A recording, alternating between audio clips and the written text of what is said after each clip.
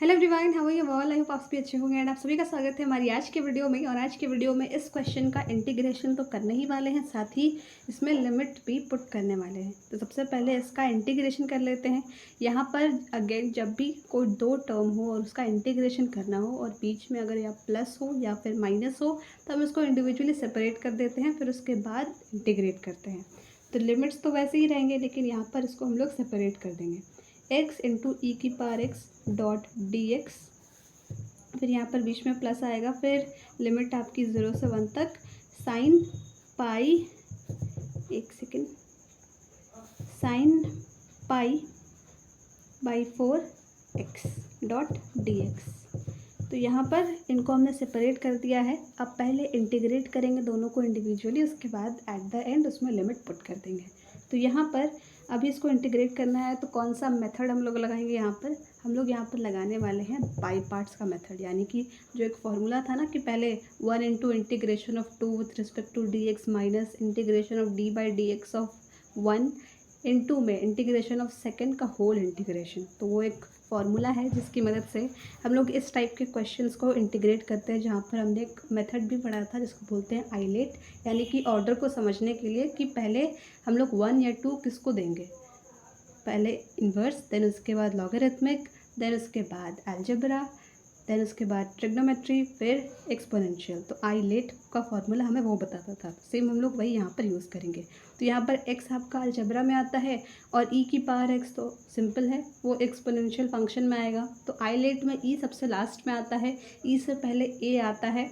तो यहाँ पर इसको हम लोग नंबरिंग 1 देंगे और इसको नंबरिंग 2 देंगे। क्यों? क्योंकि फॉर्मूले में ही हमें 1 और 2 को पुट करके अपनी वैल्यू को फाइंड करना है। तो यहाँ पर आप इसको ऐसे I1 या IA भी कह सकते हैं, क्यों? क्योंकि फॉर्मूले में ऑलरेडी आपका I और 2 है ना, यस। और इसको हम लोग IB कह सकते हैं।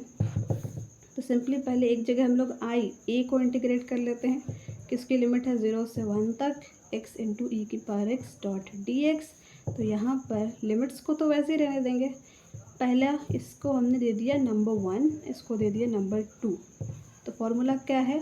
x into integration of second E की पावर x का integration with respect to D x minus में integration of D by D X, यानी डिफरेंशिएशन ऑफ व्हाट? फर्स्ट क्या है आपका x, फिर इंटू में इंटीग्रेशन ऑफ सेकेंड क्या है यहाँ पर? ई की power x dot d x, और इसका होल का integration with respect to D x. तो यहाँ पर सिंपली 0 से 1 और e की पावर x का इंटीग्रेशन क्या होगा? e की पावर x ओनली। तो x इंटू में e की पावर x ही आ जाएगा। फिर माइनस में d by D x of x का डिफरेंशिएशन क्या होता है? 1 इंटू में e की पावर x का इंटीग्रेशन क्या होता है? सेम होता है, इसमें कोई चेंजेस नहीं होते हैं। तो e की पावर x ही रहेगा, 1 इंटू ई की पावर x। तो यहाँ पर e की पावर x ही आ जाएगा डॉट डी एक्स। हमने यहाँ पर एक बार तो इंटीग्रेशन कर दिया, लेकिन उसके बाद एक और पूरे का इंटीग्रेशन है इस टर्म का। जब आप डिफरेंशिएशन को और इसका इंटीग्रेशन को मल्टीप्लाई करेंगे तो उसका भी हमें इंटीग्रेशन फाइंड करना होगा। तो यहाँ पर इसको भी आप 0 से 1 लिख सकते हैं, या तो अभी यहाँ पर हमारा इंटीग्रेशन एक और स्टेप में फाइनल हो जाएगा, तो उसके बाद हम लोग इस साइड में लिमिट्स लिख देंगे। तो x इंटू ई की पावर x ये हो गया। अब e की पावर x का इंटीग्रेशन क्या होता है? दैट इज़ e की पावर x ओनली। तो लिमिट्स को ऐसे भी लिख सकते हैं इस साइड में, बिकॉज अभी आपका क्वेश्चन यानी ए वाला पार्ट तो इंटीग्रेट हो गया है ना, तो हो जाएगा 0 से लेकर 1 तक। That simple. अब उसके बाद हमारा इसका इंटीग्रेशन भी तो करना बाकी है, फिर दोनों को ऐड कर देंगे। तो यहाँ पर IB that is sine pi by 4x, इसका भी 0 से 1 तक लिमिट डॉट डी एक्स। तो अब साइन का इंटीग्रेशन क्या होता है? That is minus cos into में एंगल। तो यहाँ पर एंगल क्या है? पाई बाई 4x, और उसके बाद एंगल का नीचे डिफरेंशिएशन आता है। तो सिंपली हम लोग उसको वैसे लिख देंगे that minus cos pi by 4x upon में एंगल आपका क्या है? Pi by 4x। तो एंगल का डिफरेंशिएशन हो जाएगा पाई बाई 4।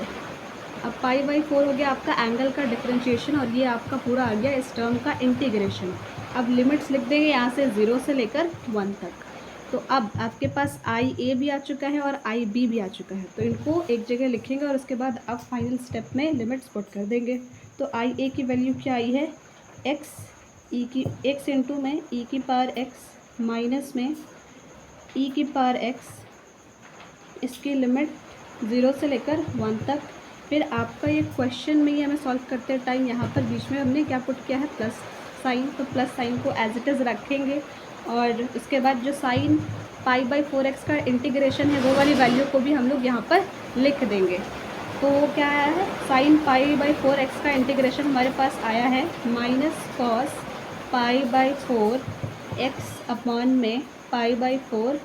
इसकी भी लिमिट क्या है हमारे पास, 0 से लेकर 1 तक। That's simple.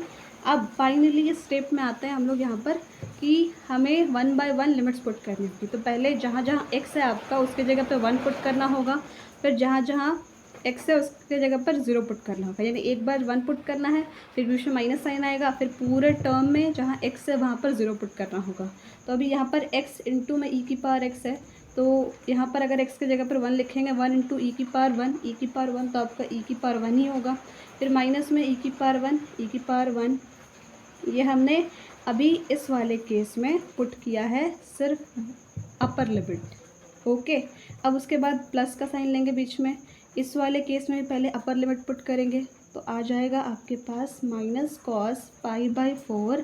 एक्स के जगह पर क्या पुट करना है, 1, और यहाँ पर भी आपका π/4। यस, अब बीच में बाय डिफ़ॉल्ट माइनस साइन आएगा। अब जहाँ जहाँ x था वहाँ वहाँ 0 पुट करना है, तो 0 इंटू ई की पावर 0, दैट इज़ 0 ओनली।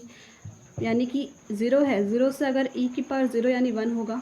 ई की पावर 0 की वैल्यू 1 होती है, लेकिन अगर आप किसी भी नंबर को 0 से मल्टीप्लाई करोगे तो उसकी वैल्यू तो 0 ही आएगी।